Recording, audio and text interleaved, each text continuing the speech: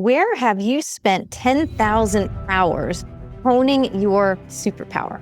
That would be in interacting with people.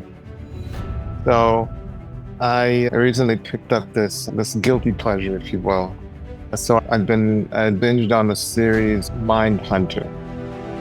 And I'm always intrigued by things that are germane today that at their inception, they seemed like such a radical idea.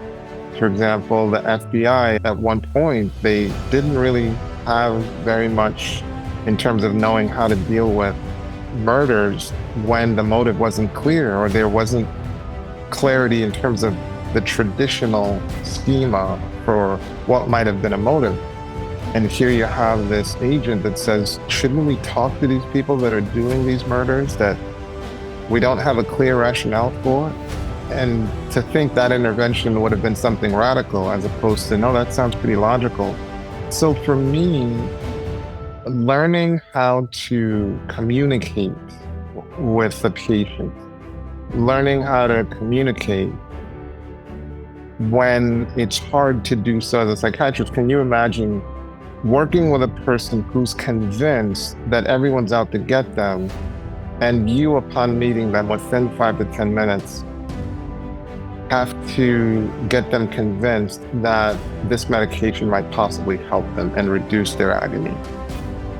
So my 10,000 hours have been in that context in terms of communicating and learning how to communicate effectively when there's quite a bit working against you, whether it's delusions or hallucinations or depression or anxiety, and yet you still have to be able to pierce that darkness, and then vice versa. Also having the skill to give a person the experience of being heard deeply. Oh, this person really gets me. I would say that's how my 10,000 hours have been invested. I wish I could do that better, faster.